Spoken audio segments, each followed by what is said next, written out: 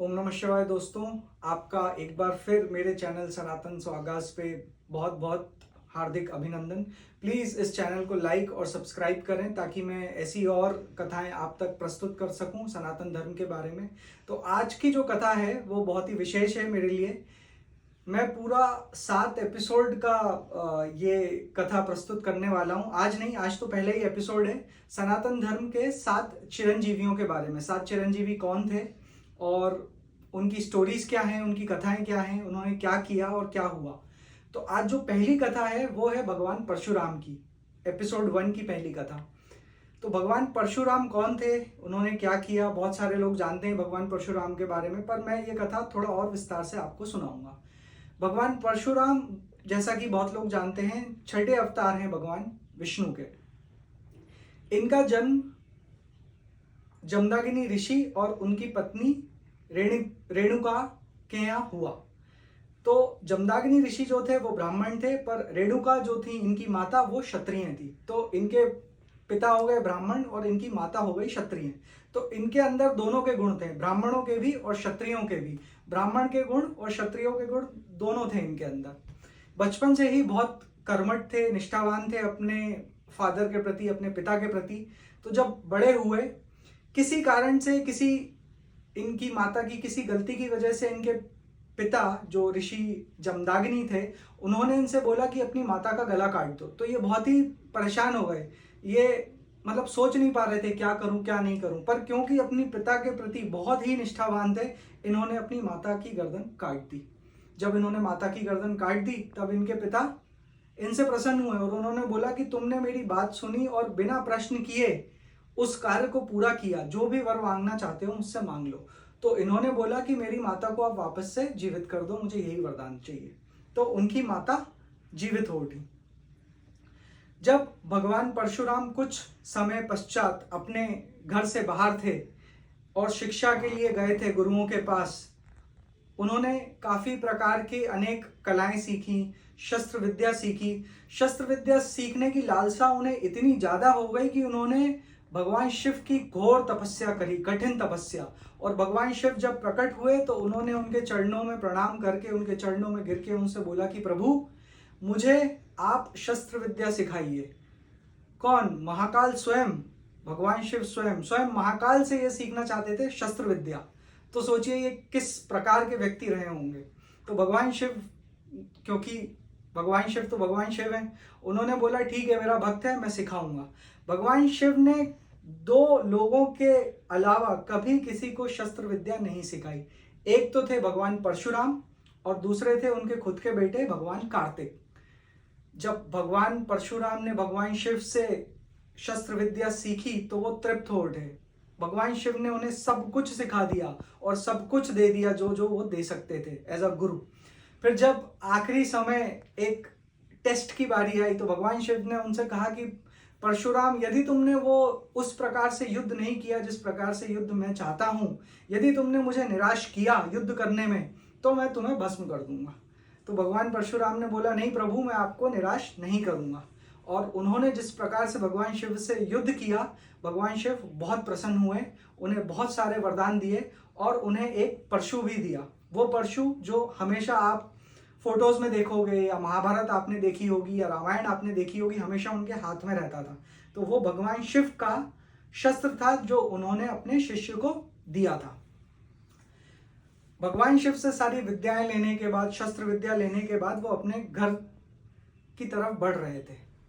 पर उससे पहले उनके घर में एक हादसा हो चुका था। आज जो हिंदुस्तान में एक राज्य है मध्य प्रदेश, उस समय भारतवर्ष में वो किसी और नाम से जाना चाहता था, पर उस जगह यानी कि उस समय उधर एक बहुत ही महाप्रतापी और चक्रवर्ती राजा हुआ करता था जिसका नाम था कार्तिवीर अर्जुन। कार्तिवीर अर्जुन ऋषि जमदाग्नि के आश्रम पहुंचा। वहां उसका बहुत ही आदर सत्कार किया ऋषि ने और उनकी पत्नी ने। पर उस राजा के मन में खोट था। उसे एक जो उनकी गाय थी सुरभि, जो उनकी सारी इच्छाएं पूरी करती थी, उन्हें खाना देना, उन्हें दूध देना, उन्हें घी देना, उनकी सारी इच्छाओं की जो पूर्ति करती थी, उस सुरभि गाय पर उसका मन आ गया। उसने बोला ये सुरभि को मैं ले जाऊंगा क्योंकि ये सारी इच्छाओं की पूर्ति कर देती है। तो ऋषि जमदाग्नि ने बोला कि राजन, ये गाय तो मेरी है। राजा ने सुना नहीं और राजा ने उनको मार दिया। जब राजा ने उनको मारा, वो सुरभि गाय उनसे छिना के ले गए।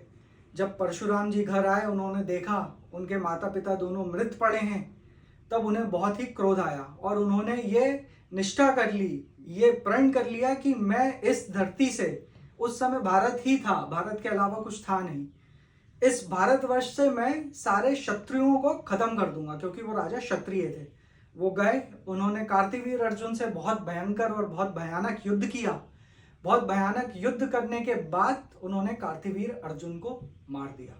और कार्तिवीर अर्जुन को नहीं, उन्होंने जितने भी क्षत्रिय थे भारतवर्ष में, केवल मनु के वंशजों और इक्ष्वाकु के वंशज जो कि भगवान राम हुए या राजा दशरथ हुए, इन दोनों या 2-3 कुलों को छोड़ के उन्होंने सारे क्षत्रियों को 21 बार मार गिराया।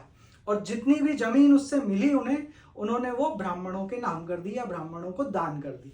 क्योंकि उस समय क्षत्रिय जो थे वो काफ़ी एट्रोसिटीज कर रहे थे, वो कुछ लोगों की, निर्दोषों की जान ले रहे थे। उस समय शायद ऐसा हो रहा था भारतवर्ष में। उसके बाद जब उन्होंने ब्राह्मणों को सारी जमीन दी, वो दक्षिण भारत की तरफ बढ़े। दक्षिण भारत में जाने के बाद बहुत सारी ये किताबों में लिखा है, मान्यता है और बहुत लोगों से सुना भी है और शास्त्रों में भी लिखा है कि उन्होंने अपना परशु लिया और उसे वेस्टर्न कोस्ट की तरफ, यानी कि पश्चिम की तरफ फेंका। जब पश्चिम की तरफ उन्होंने अपना परशु फेंका समुद्र के अंदर, तो जितनी भी धरती उस बाहर आई वो उनकी हो गई। तो आज वो धरती, बहुत लोग बोलते हैं कि पूरा केरला उन्होंने बनाया है, गोवा का कुछ पार्ट और तमिलनाडु का कुछ पार्ट। जब उन्होंने अपना परशु फेंका था, इतना लंबा फेंका था कि वो केरला, गोवा और तमिलनाडु का कुछ भाग ऊपर आ गया था। मतलब वहां से पानी ऊपर नहीं आया था एग्जैक्टली, पानी पीछे चला गया था। तो उनको इस जगह का पिता भी माना जाता है और वहां पे उनकी बहुत पूजा होती है। फिर भगवान परशुराम रामायण काल में भी रहे। रामायण काल में उनका, मैंने, आप अगर पिछला वीडियो मेरा देखा होगा, मैंने उनका भगवान राम से कैसे साक्षात्कार हुआ, कैसे भेंट हुई, वो मैंने बताया है। फिर वो महाभारत काल में भी हुआ। पिछले वीडियो में मैंने जैसा कि बताया था आपको कि महाभारत काल में उन्होंने 2 नहीं 3 लोगों को शिक्षा प्रदान करी, और भी लोगों को शिक्षा प्रदान करी होगी, पर 3 लोगों को विशेषकर शिक्षा प्रदान करी जो कि महाभारत में जिन्होंने हिस्सा लिया था। वो थे पितामह भीष्म, गुरु द्रोण और अंगराज कर्ण, सूर्यपुत्र कर्ण। इन तीनों को शस्त्र विद्या प्रदान करी थी परशुराम जी ने। तो अगर परशुराम जी को आप ऐसे देखो तो भगवान शिव के ये तीनों इनडायरेक्ट शिष्य हो गए। कौन? पितामह भीष्म, गुरु द्रोण और कर्ण। तो इनमें कितनी तीव्रता होगी और उनके बाणों में कितने तीव्र होंगे और कितनी शक्ति होगी, आप सोच ही सकते हो, क्योंकि ये तीनों भगवान शिव के इनडायरेक्ट शिष्य हो गए भगवान परशुराम के थ्रू।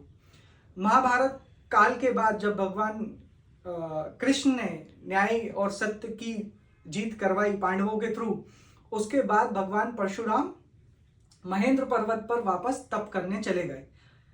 वो चिरंजीवी हैं, उन्हें ये आशीर्वाद मिला हुआ है भगवान की तरफ से, और वो अभी भी, आज भी इस समय कलयुग में महेंद्र पर्वत पर ही हैं, ऐसा बहुत लोगों का मानना है। और जब भगवान विष्णु के 10वें अवतार कल्कि भगवान जन्म लेंगे, कलयुग जब चरम सीमा पर होगा, तब वो वापस आएंगे और भगवान कल्कि के गुरु बनेंगे, उनको गाइड करेंगे, उनको बताएंगे कि इस समय शत्रुओं से कैसे निपटना है।